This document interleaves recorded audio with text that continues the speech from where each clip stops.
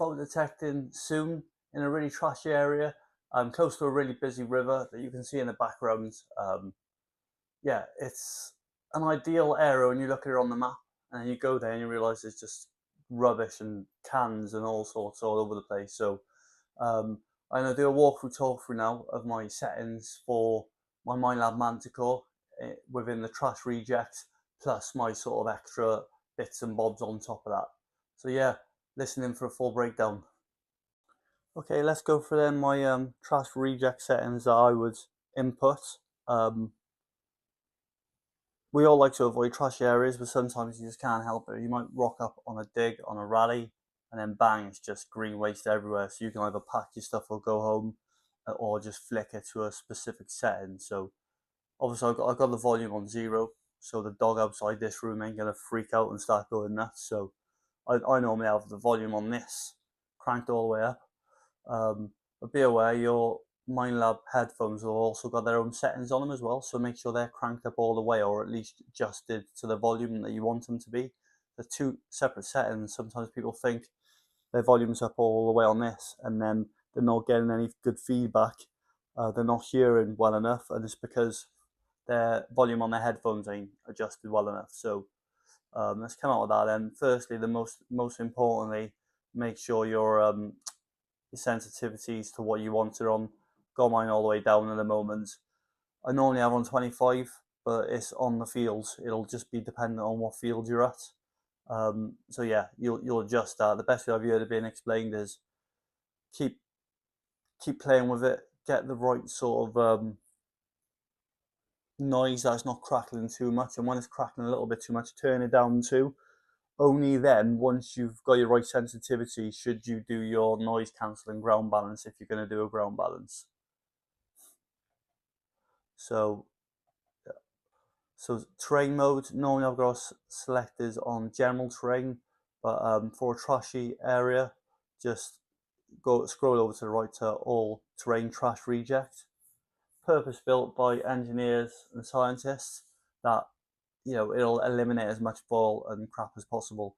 However, there's always a risk you're gonna miss hammer coins and stuff like that. But for parks and stuff, you're gonna be there forever, digging every ring pull, digging every bit of trash. So this is an ideal setting for that.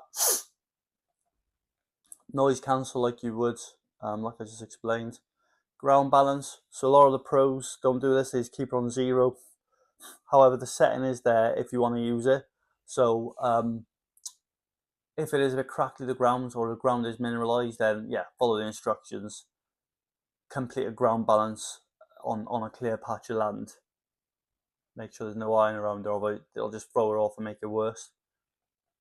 Recovery speed for trash reject is set for 6. However, I would change that. Sorry, it's trash reject set to 5. However, I would change that to 6 definitely, just to give it a little bit more separation. Maybe even 7 if it's really bad, but you're not going to get much depth there. But 6, you'll still get a bit of depth, but you'll better pick in between the good and the bad stuff.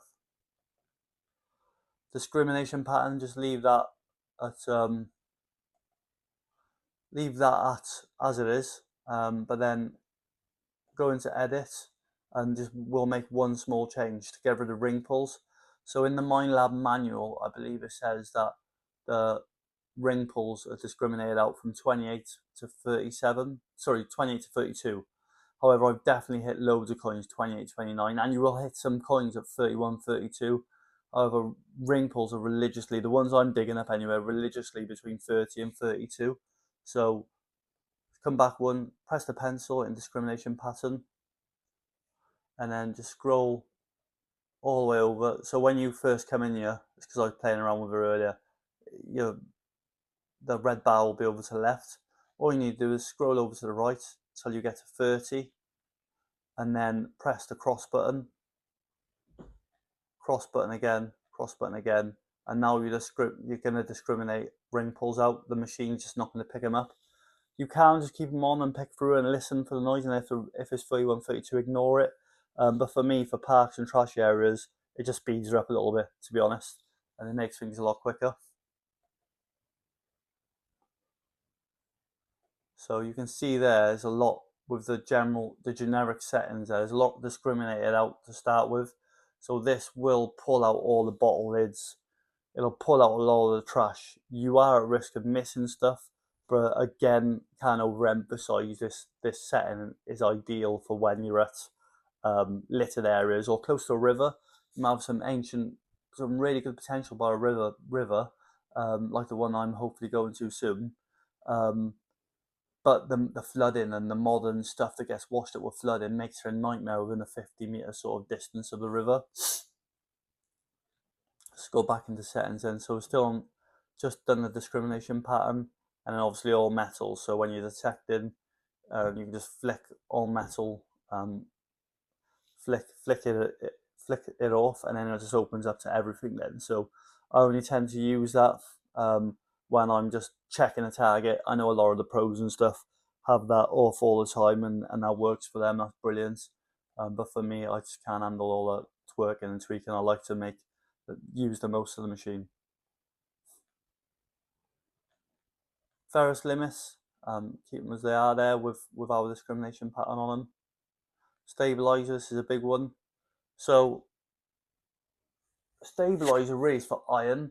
So if you're in a high iron infested area, yeah, stabilizer at 7 is brilliant. A lot of the guys and girls who use a stabilizer only use it in really iron infested areas, and it does blur targets together. So just be careful with this one. I've whacked this down to 3 if it's just like aluminium and all the modern stuff that give good signals. If it is iron infested, yeah, like bang it back to 7. So for me, I definitely have it on 3 or 4 to start with, and if I'm picking up loads of iron and like ferrousy sort of junk, then I'll turn the sort of stabilizer up a little bit more. So there's no one setting. Like you've got to learn the machine to be able to tweak the settings to how you want them.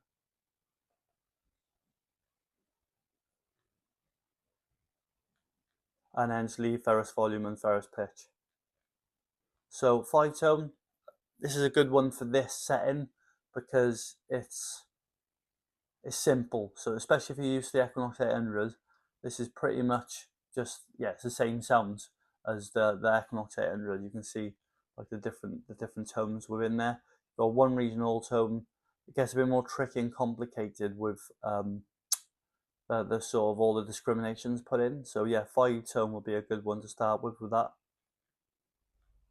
Audio theme, normal, enhanced, depth, and prospecting. So yeah, depth is a fainter target the deeper it gets. So I wouldn't have that on for this specific environment. That'll be really difficult. I would have it on normal, so all the tones are pretty standard. And then put your profile. I put my profile onto simple, so it gives one tone for all depths. Obviously, multi IQ. You can use other settings, but why would you use why would you have 100% on one of these when you can have like 60-70% on all of them at the same time? So that's why multi IQ machines were made. Why wouldn't you use them? Don't get me wrong, if you've done an area to death and you still want to pick out a little bit more silver, then there is settings within the different frequencies that might help that. But if you're going onto a new area or an area that you haven't done to death, I'd definitely stick onto a multi IQ. And then general settings. So I always have my lighting on the sort of automatic where there's 2 greyed out diagonal bars, and the flashlight off. And then ferrous, I just had a line normally. That's it, the settings there. So you can see there's a lot of discrimination put in by the machine itself. You'll pick up all the coins with this, and hopefully you'll ignore a lot more of the trash, the modern bottles and stuff like that. You will still dig up aluminium in this range here. That's just nothing you can do about that. However, hopefully this will just discriminate out that a little bit more, and the ring pulls there that I've put in. Yeah, that's completely down to you. That's user's choice if you want to do that. Biggest one then I haven't mentioned yet in regards to this, the coil. The coil's everything.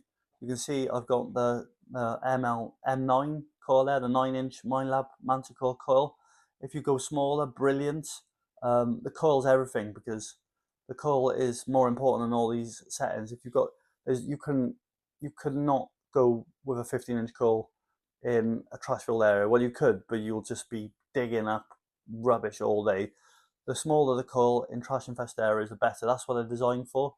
So yeah, definitely go for the smaller coil on that. Once you start picking up all the rubbish and it gets a bit clean, then by all means whack your 11 and 15-inch on. To be honest, like, do what you want anyway. It's your choice, but this is just what I do for trash infested areas. And they're hard work trash areas where there's a lot of rubbish to dig up. It does get a bit monotonous, and yeah, you've got to really stick at it to pick out the good targets within the junk. Hopefully then with my dig soon, I'll better pick out some good stuff, some good silver and stuff. It's a really busy river I'm going to, close to a big town, so fingers crossed, get some good stuff out there. But hope you enjoyed this quick walkthrough of trash reject settings and the little tweaks I've made to them. If you've got opinions, like, please by all means whack them in the comments and give me your feedback to how you do things, whether it's ground balancing or not touching any of the discrimination, or you putting extra different ones in, or using one of the different frequencies. By all means comment. Hope you enjoyed it. If you did pick up anything from it, brilliant. That's what it's there for. Thanks for your time. Happy hunting, everyone.